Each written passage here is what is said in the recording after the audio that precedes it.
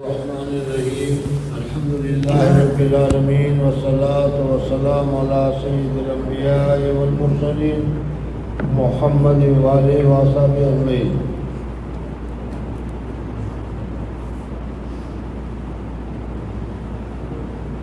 باب استحباب وصیت علی المریض ومن یخدمہ بالاحسان الیہ والصبر علی ما یشق من امرہ وقضى الوصية بمن قرب بسبب موته يعود بحد أو قصاص ونحوها۔ مصنف رحمۃ اللہ تعالیٰ علیہ آج کے باب میں جس آدمی کا انتقال ہو رہا ہو اس کو وصیت کر کے جانا چاہیے، اور جن لوگوں نے ان کی خدمت کی ان کے لیے بھی کچھ دے کر جانا چاہیے۔ اس قسم کی تفصیلیں حضرت کے سامنے آ رہی ہے۔ عن عمران بن حسین رضی اللہ تعالیٰ عنہ ان امرأة من جہینیہ اتت النبی صلی اللہ علیہ وسلم وهي حبلى من الزنا فقالت یا رسول اللہ اصبت حدا فاقم علی، فدعا رسول اللہ صلی اللہ علیہ وسلم ولیها وقال احسن الیها واذا غزت فأتنی بها ففعل فأمر بها النبی صلی اللہ علیہ وسلم فشدت علیہا ثیابها ثم امر بها فرجمت ثم صلی علیہا، رواہ مسلم۔ حضرت عمران بن حسین رضی اللہ تعالیٰ عنہ روایت بیان کرتے ہیں کہ قبیلہ جہینیہ کی ایک عورت حضور اقدس صلی اللہ علیہ وسلم کے پاس آئی اور آ کر انہوں نے کہا کہ یا نبی اللہ صلی اللہ علیہ وسلم میں زنا سے حاملہ ہوں۔ حضرت اقدس شیخ الحدیث صاحب نور اللہ مرکزو فرمایا کرتے تھے کہ حضور اقدس صلی اللہ علیہ وسلم تبلیغ کے لیے شریعت کے احکامات کو بتانے کے لیے تشریف لائے تھے۔ جو کام نبی کر سکتا ہے یا جس کام کے کرنے میں نبی کی نبوت میں کسی قسم کی کوئی کمی نہیں واقع ہوتی، حضور اقدس صلی اللہ علیہ وسلم نے وہ کام زبانی بھی بیان فرمائے، اور زبانی بیان فرمانے کے بعد حضور اقدس صلی اللہ علیہ وسلم نے عملی طور پر بھی وہ کام کر کے بتایا۔ جیسے حضور اقدس صلی اللہ علیہ وسلم نے نماز پڑھ کر بتائی، اسی طریقے سے حضور اقدس صلی اللہ علیہ وسلم کی نماز قضا ہو گئی اور قضا پڑھ کر کے بتائی۔ حضور اقدس صلی اللہ علیہ وسلم فجر کی نماز کے وقت سو گئے اور سورج نکل آیا، وہاں تک آنکھ نہیں کھلی۔ اس قسم کے جو مسائل ہوئے ان سب کا طریقہ یہی ہے کہ اللہ جل جلالہ و امن والوں نے بتایا کہ اگر امت کو کبھی ایسا مسئلہ پیش آ جائے تو اس صورت میں امت اپنے نبی کی سنت کو دیکھ لے۔ لیکن جو کام ایسے ہیں کہ جو نبوت کی شان کے خلاف ہے وہ کام نبی سے نہیں لیے گئے۔ اگر وہ کام نبی سے لیے جاتا تو پھر نبوت کی پاکیزگی میں اثر آتا۔ مثلا زنا ہے، شراب پینا ہے وغیرہ ایسا کام ہے، وہ حضور اقدس صلی اللہ علیہ وسلم سے نہیں کرائے گئے۔ کیوں؟ اس لیے کہ اگر وہ ہوتے تو پھر لوگوں کو کہنے کا موقع مل جاتا، جیسے آج کل کے بہت سارے بابا اور آج کل کے بہت سارے سادھو اس قسم کا کام کرتے ہیں، تو یہ اچھا نہیں ہے۔ اس وجہ سے حضور اقدس صلی اللہ علیہ وسلم سے وہ کام نہیں لیا گیا۔ اس کے لیے حضور اقدس صلی اللہ علیہ وسلم کی امت نے اپنی قربانی پیش کی اور حضور اقدس صلی اللہ علیہ وسلم سے کہا کہ یا رسول اللہ صلی اللہ علیہ وسلم، آپ اگر اپنی شریعت کی تکمیل کرنا چاہتے ہیں تو ہم اپنی جانوں کو پیش کرتے ہیں، آپ اپنے شریعت کے احکامات کو ہمارے پر جاری کر دیجیے۔ تو اس وجہ سے ان حضرات سے شراب بھی پلائی گئی، زنا بھی کیا گیا۔ جیسے ابھی حدیث میں آیا کہ ایک عورت نے آ کر حضور اقدس صلی اللہ علیہ وسلم سے کہا، یہ ان کی پاکیزگی کی علامت ہے کہ نفس کی وجہ سے زنا تو ہو گیا، لیکن زنا ہونے کے بعد وہ چپ چاپ بیٹھے نہیں رہی، بلکہ فوراً حضور اقدس صلی اللہ علیہ وسلم کی خدمت میں گئے اور جا کر کہا کہ یا رسول اللہ صلی اللہ علیہ وسلم، مجھ سے یہ گناہ ہو گیا ہے، اس وجہ سے شریعت کا جو حکم ہے وہ حکم مجھ پر نافذ کر دیجیے۔ اگر اس وقت یعنی حضور اکرم صلی اللہ علیہ وسلم کے زمانے میں شراب پینے والے کے اوپر کوئی ہوتا ہی نہیں، سارے نیک تھے، متقی تھے، کوئی ہوتا نہیں، کسی کے اوپر سزا نہیں ہوتی، زنا ہوتا ہی نہیں، زنا کی کوئی سزا نہیں ہوتی، تو آج کے زمانے میں لوگوں کو یہ کہنے کا موقع ملتا کہ یہ سزا مناسب نہیں ہے۔ حضور صلی اللہ علیہ وسلم کے زمانے میں بھی کسی کو سزا نہیں دی گئی تو آج کیسے سزا دی جاتی ہے؟ اس وجہ سے صحابہ کرام رضوان اللہ تعالیٰ علیہ مجمعین نے اپنی ذمہ داری سمجھتے ہوئے ان سے کام کیا گیا اور انہوں نے کیا، اس وجہ سے اگر حضور اکرم صلی اللہ علیہ وسلم کے صحابی سے کہیں شراب کے متعلق، کہیں زنا کے متعلق، کہیں کسی چوری کے متعلق اس قسم کی چیزیں آئے تو اس کو ہمارے اوپر قیاس کر کے یہ نہیں سمجھنا چاہیے کہ وہ بھی ہماری طرح فاسق اور فاجر تھے، اس وجہ سے یہ ہوا۔ بہرحال یہاں پر یہ عورت قبیلہ جہنیہ کی آئی، اس نے کہا کہ یا رسول اللہ صلی اللہ علیہ وسلم مجھے زنا سے حمل ہو گیا ہے، آپ مجھے پاک کر دیجئے۔ حضور اکرم صلی اللہ علیہ وسلم نے اس عورت کے جو والی تھے ان کو بلایا اور بلانے کے بعد کہا کہ دیکھو اس عورت کی اچھی طریقے سے نگہداشت کرنا، عزت کرنا، احترام کرنا، کھانے پینے سہولت ساری چیزیں دینا، اب جب اس کو بچہ پیدا ہو جائے اس وقت اس کو لے کر آنا، اس لیے کہ اگر ابھی اس کو سزا دی جاتی ہے تو بچے کا کیا قصور ہے، بچہ تو اس کے پیٹ میں ہے، اس وجہ سے بچہ ہو جائے اس وقت لے کر آنا۔ چنانچہ عورت 9 مہینے کے بعد اس کو بچہ پیدا ہوا اور بچے کے ساتھ لے کر وہ آئی۔ حضور اکرم صلی اللہ علیہ وسلم نے اس بچے کی کفالت کا بندوبست کیا اور اس عورت کے اوپر سزا طاری کی اور جو سزا تھی وہ سزا اس کو دی گئی۔ اب اس میں دیکھنے کی بات بھی ہے، ایک عورت ہے جس کا نام ہے امرأۃ الغامدیہ، غامدی خاندان کی ایک عورت تھی، اس نے بھی آ کر کہا تو حضور اکرم صلی اللہ علیہ وسلم نے فرمایا کہ تم نے اقرار کر لیا کہ میں نے زنا کیا ہے تو سزا تو تمہارے اوپر مقرر ہو گئی، لیکن تمہاری سزا اس وقت نہیں دی جائے گی، اس وجہ سے کہ تمہارے پیٹ میں حمل ہے، تمہارا بچہ جب ہو جائے تو اس وقت آنا۔ حدیث میں آتا ہے کہ اس کو 9 مہینے کے بعد عام مطلب ہوتا ہے، 9 مہینے کے بعد اس کو بچہ پیدا ہوا، بچہ پیدا ہونے کے بعد فوراً اسی حالت میں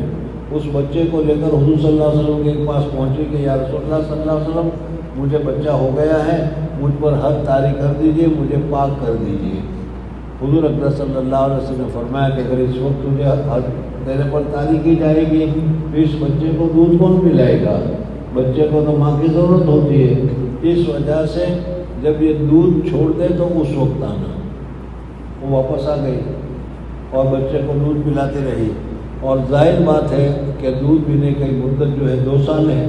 یا 1.5 سال 2 سال ہے سب، تو اس وقت جب حضور صلی اللہ علیہ وسلم کے پاس وہ آئی ہے تو اس حالت میں آئی ہے کہ بچے کے ہاتھ میں روٹی کا ٹکڑا تھا اور وہ حضور صلی اللہ علیہ وسلم کو بتا رہی تھی کہ یا رسول اللہ صلی اللہ علیہ وسلم اس بچے نے دودھ چھوڑ دیا ہے، ابھی روٹی کھا سکتا ہے، اس وجہ سے مجھ پر حد طاری کر دیجیے۔ بزرگوں اور دوستوں سننے میں تو بہت آسان لگتا ہے، لیکن اس عورت نے زنا کیا تھا، وہ کب کیا تھا؟ زنا کرنے کے بعد 9 مہینے تو ماں کے پیٹ میں بچہ رہا، پھر بچہ پیدا ہونے کے بعد 2 سال تک دودھ پلایا، تو 3 سال ہو گئے کہ نہیں؟ تو 3 گناہ کرنے کے 3 سال تک اس کے دل میں جلس رہی، خرس رہی، غلطی رہی، غلطی کا اعتراف رہا، اور وہ 3 سال کے بعد بھی آ کر وہ کہتے ہیں کہ یا رسول اللہ صلی اللہ علیہ وسلم مجھے پاک کر دیجئے۔ ایسی پاکیزہ عورت کہاں ہو سکتی ہے؟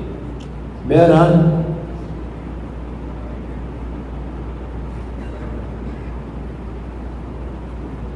دوسرا باب جو ہے جواز و قول المریض،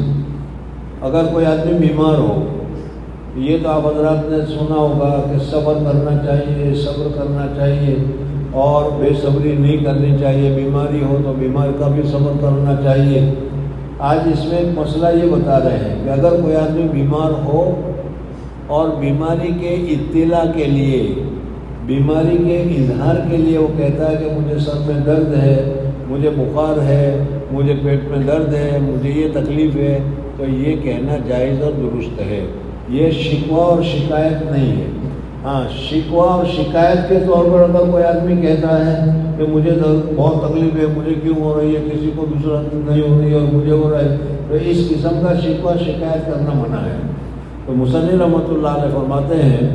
باب جواز قول المریض، بیمار کا کہنا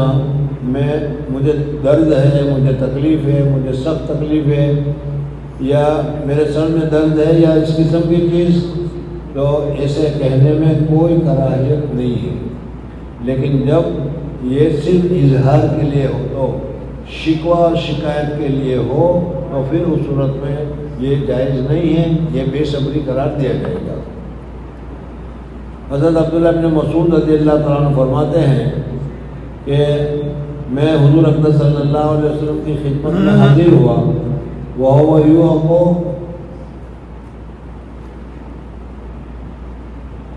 فمسستہ، حضور اقدس صلی اللہ علیہ وسلم کو تکلیف تھی تو میں نے حضور اقدس صلی اللہ علیہ وسلم کی تکلیف کی جگہ کو ہاتھ لگایا، فقلت، تو میں نے کہا آپ کو تو بہت زیادہ شدید درد ہے، شدید تکلیف ہے۔ وقال، حضور اقدس صلی اللہ علیہ وسلم نے فرمایا جی ہاں، مجھے بہت زیادہ درد ہو رہا ہے جیسا درد اور تکلیف ہوتی ہے دو آدمی کو تم میں سے۔ اللہ جل جلالہ و من والہ کا عمل ہے کہ اشد البلاء الانبیاء، سب سے زیادہ آزمائش، سب سے زیادہ تکلیف، سب سے زیادہ مصیبتیں جو ہوتی ہے انبیاء کو ہوتی ہے۔ اشد البلاء الانبیاء ثم الامثل فالامثل، پھر جو آدمی نبی کے جتنا زیادہ قریب ہوتا ہے اس کو بھی اتنی تکلیف ہوتی ہے۔ تو اللہ جل جلالہ و من والہ اپنے محبوب بندوں کو بھی تکلیف میں ڈالتے ہیں، لیکن یہ تکلیف میں ڈالنا ان کو تکلیف پہنچانے کے لیے نہیں، بلکہ اللہ جل جلالہ کو قریب کرنے کے لیے، ان کو بہترین درجہ دینے کے لیے، ان کو بہترین بدلہ دینے کے لیے اللہ جل جلالہ و من والہ اس طریقے سے کرتے ہیں۔ ہمیشہ ہوتا ہی ہے کہ اپنا جو خاص دوست ہوتا ہے اسی کے ساتھ آدمی زیادہ امتحان وغیرہ لیا کرتا ہے، اجنبی کے ساتھ اتنا نہیں ہوتا۔ تو اسی طریقے سے حضور اقدس صلی اللہ علیہ وسلم فرماتے ہیں کہ چونکہ مجھے اللہ تبارک و تعالیٰ کے ساتھ بہت زیادہ تعلق ہے، اللہ جل جلالہ و من والہ کے ساتھ بہت زیادہ محبت ہے، اس لیے تکلیف، مصیبت، آزمائش اور امتحان وغیرہ ہمارا ہوتا ہے۔ اور حضور صلی اللہ علیہ وسلم فرماتے ہیں کہ ہمارا جو امتحان ہوتا ہے تمہیں تو ایک ہی آدمی کے برابر تکلیف ہوگی، لیکن مجھے جو ہوتا ہے تو ڈبل ہوتی ہے، بخار آتا ہے تو ڈبل بخار آتا ہے، تکلیف ہوتی ہے، درد ہوتا ہے تو ڈبل ہوتا ہے، جیسا کہ اس حدیث پاک میں ذکر کیا گیا ہے۔ وعن سعد بن ابی وقاص رضی اللہ تعالیٰ عنہ، حضرت سعد بن ابی وقاص رضی اللہ تعالیٰ عنہ یہ وہ صحابی ہے کہ جن کو حضور اقدس صلی اللہ علیہ وسلم نے دنیا ہی میں جنت کا خوشخبری سنائی دی تھی، عشرہ مبشرہ جس کو کہتے ہیں، ان میں بہت نیک قسم کے یہ صحابی تھے۔ بیمار ہو گئے تو حضور اقدس صلی اللہ علیہ وسلم ان کی بیمارداری کے لیے، ان کی عیادت کے لیے ان کے پاس پہنچے۔ جب حضور اقدس صلی اللہ علیہ وسلم ان کے پاس پہنچے تو حضرت سعد بن ابی وقاص نے کہا کہ یا رسول اللہ صلی اللہ علیہ وسلم، بیمار ہو گیا ہوں، بہت سخت تکلیف ہے، اور بظاہر یہی معلوم ہوتا ہے کہ اب یہ بیماری میرا جان لے کر ہی چھوٹے گی، مجھے موت ہی آ جائے گی، اور میرے پاس مال ہے، اللہ نے مجھے مال دیا ہے، اور میرے وارثوں میں صرف ایک ہی لڑکی ہے، تو میں اس مال کو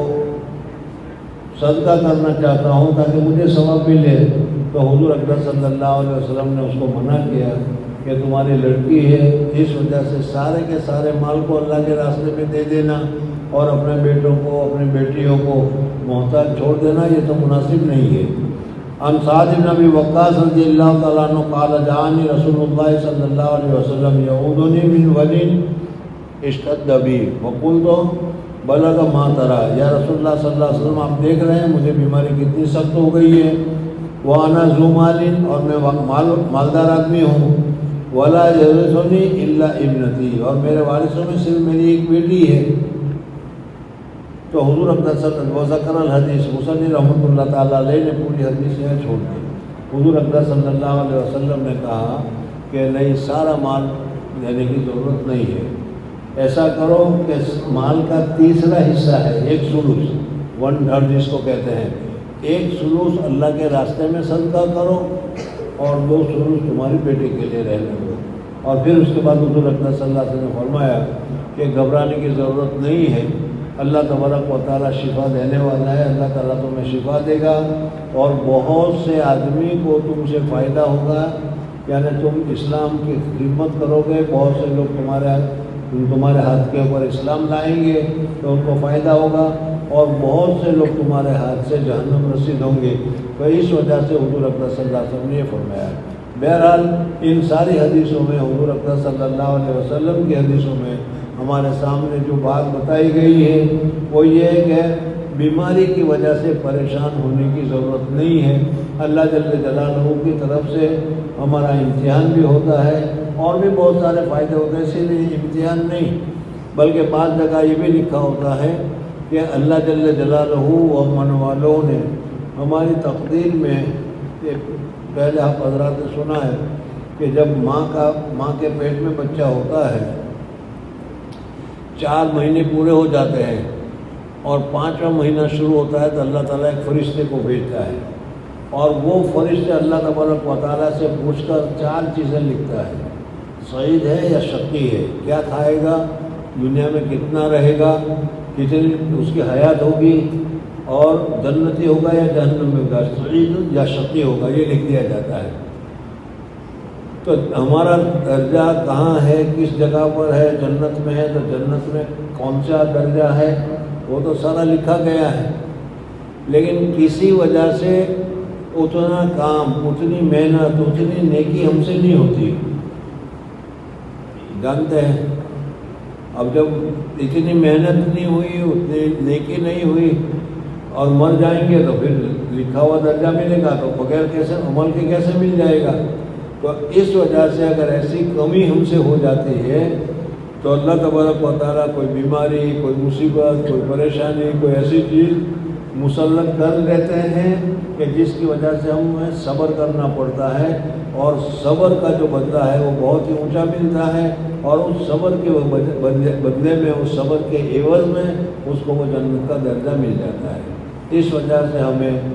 مانگنا تو نہیں چاہیے، لیکن اگر کہیں بیماری آ جائے، کوئی تکلیف آ جائے تو جزا فضا نہیں کرنا چاہیے، بلکہ اس کو برداشت کرنا چاہیے، صبر کرنا چاہیے، استغفار کرنا چاہیے اور اللہ تبارک و تعالیٰ کی طرف رجوع کرنا چاہیے۔